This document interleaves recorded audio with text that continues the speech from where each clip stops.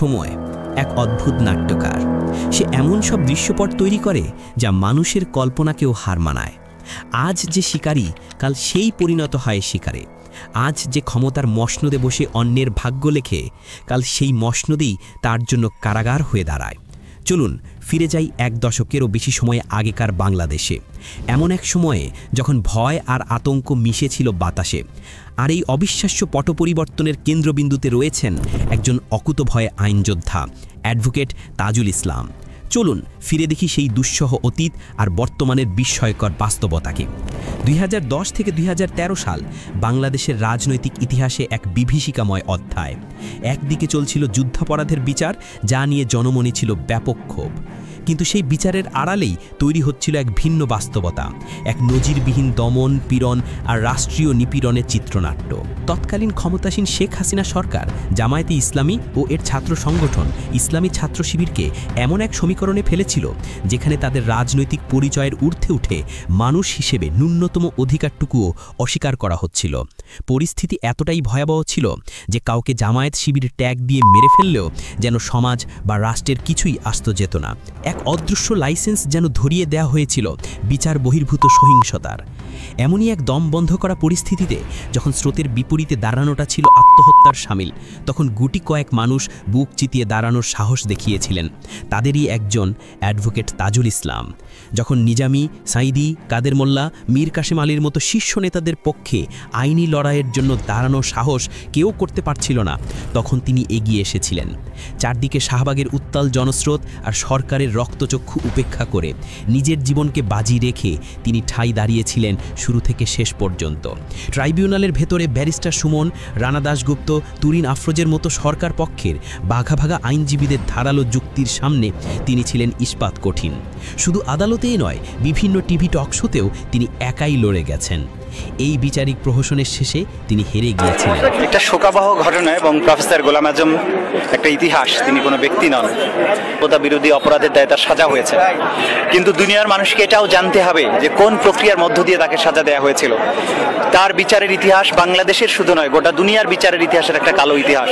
কিন্তু সেদিনই করেছিলেন এক ঐতিহাসিক ভবিষ্যৎবাণী। তিনি বলেছিলেন, ট্রাইব্যুনালটা যেন চালু থাকে, তাহলে এখানকার এই নাট্যমঞ্চের নির্মাতারাও একদিন না একদিন এই কাঠগড়ায় দাঁড়াবেন। ইতিহাস তার নিজের নিয়মেই চলে। ঠিক এক দশক পর সেই ভবিষ্যৎবাণী এক নির্মম সত্য হয়ে ফিরে এলো। গণ অভ্যুত্থানের পর বদলে গেল প্রেক্ষাপট। নাটকের সেই নটি আর নটরাজরা যারা একদিন ক্ষমতার দাপটে অন্ধ ছিলেন, আজ তারাই নিজেদের পাতা জালে আটকা পড়েছেন। শেখ হাসিনা তার নিজ হাতে গড়া আন্তর্জাতিক অপরাধ ট্রাইব্যুনালেই আজ প্রধান আসামি। এক দশক আগে যারা বিচারের নামে প্রহসনের পক্ষে সাফাই গিয়েছিলেন, সেই আব্দুর রাজ্জাক বা দীপু মনিরা আজ নিজেরাই আসামির কাঠগড়ায়। ভবনের ইট পাথর বদলায়নি, বদলেছে শুধু দৃশ্যপট। আর এই নতুন অধ্যায়ের প্রধান চালিকা শক্তি হিসেবে আবারও আবির্ভূত হলেন অ্যাডভোকেট তাজুল ইসলাম। তবে এবার ভূমিকা ভিন্ন। তিনি আজ নির্যাতিতদের পক্ষের আইনজীবী, রাষ্ট্রপক্ষের প্রধান প্রসিকিউটর।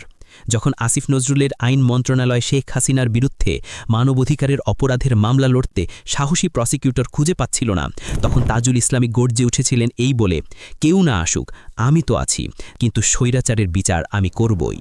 এরপর থেকেই তিনি গুম কমিশনের সহযোগিতায় একের পর এক উন্মোচন করতে থাকেন অবিশ্বাস্য সব তথ্য। বেরিয়ে আসে জুলাই আন্দোলনে আহত ছাত্রদের জন্য শেখ হাসিনার সেই অমানবিক নির্দেশ, নো ট্রিটমেন্ট, নো রিলিজ। সবচেয়ে চাঞ্চল্যকর প্রমাণ আসে আয়নাঘর থেকে। হুম্মাম কাদের গুম থাকা অবস্থায় তার সেলের দেয়ালে লিখে এসেছিলেন বাবার নামের আদ্য অক্ষর SQ। তদন্তকারী দল গিয়ে দেখে দেয়াল সাদা রং করে সব ঢেকে দেওয়া হয়েছে, কিন্তু হুম্মামের দেয়া তথ্যের ভিত্তিতে দেয়াল পরীক্ষা করতেই বেরিয়ে আসে সেই SQ লেখা। জানা যায় এই রং করা হয়েছিল হাসিনা দেশ থেকে পালানোর পর প্রমাণ মুছে ফেলার জন্য। একইভাবে ব্যারিস্টার আরমানের স্মৃতি থেকে পাওয়া যায় টাইলস করা সিঁড়ি এবং একটি গোপন দরজার কথা, কিন্তু তদন্তকারীরা গিয়ে দেখেন সিঁড়ির টাইলস গায়েব আর দরজাটি দেয়াল গেঁথে বন্ধ করে দেওয়া হয়েছে। গুম কমিশন সেই দেয়াল ভেঙে গোপন দরজা আর টাইলসের ভাঙা অংশ উদ্ধার করে। এই প্রতিটি পদক্ষেপ ছিল প্রতিষ্ঠিত ক্ষমতার কেন্দ্রে সরাসরি আঘাত। এই দুঃসাহসিক তদন্তের পথ ধরেই সেনাবাহিনী টপ লেভেলের ক্ষমতাধর সব ব্রিগেডিয়ার, মেজর, কর্নেল এবং DGFI এর সাবেক মহাপরিচালকদের বিরুদ্ধে গ্রেফতারি পরোয়ানা পরোয়ানা জারি হয়। এই বিচার একটি স্পষ্ট বার্তা দেয়, তুমি যতই বড় হও, যত ক্ষমতাধরী হও না কেন, জনগণের খাঁচায় তোমাকে একদিন ধরা পড়তেই হবে। এই অধিকার এমনি এমনি আসেনি, বুকের তাজা রক্ত দিয়ে বাংলাদেশের মানুষ এই অধিকার আদায় করে নিয়েছে। কিন্তু কে এই তাজুল ইসলাম? 1973 সালের 25 মার্চ জামালপুরে জন্ম নেওয়া এই অকুতভয় আইনজীবী রাজশাহী বিশ্ববিদ্যালয় থেকে আইনে সর্বোচ্চ ডিগ্রি অর্জন করেন। যুদ্ধাপরাধের মামলায় অভিযুক্তদের পক্ষে দাঁড়ানোর অপরাধে 2015 সালে তাকে পুলিশ আটকও করেছিল, কিন্তু কোনো কিছুই তাকে দমাতে পারেনি। তিনি দেশ ছেড়ে পালাননি, নীতির সাথে আপোষ করেননি। তাজুল ইসলামের মতো মানুষের জন্যই হয়তো ন্যায় বিচার কথাটি এখনও টিকে আছে। তার এই অসম সাহসিকতাকে আপনি কিভাবে দেখেন? আপনার মতামত জানান কমেন্ট বক্সে। ভিডিওটি ভালো লাগলে শেয়ার করুন এবং সত্যের পক্ষে থাকতে আমাদের চ্যানেলটি সাবস্ক্রাইব করে বেল আইকনটি প্রেস করে রাখুন। ধন্যবাদ।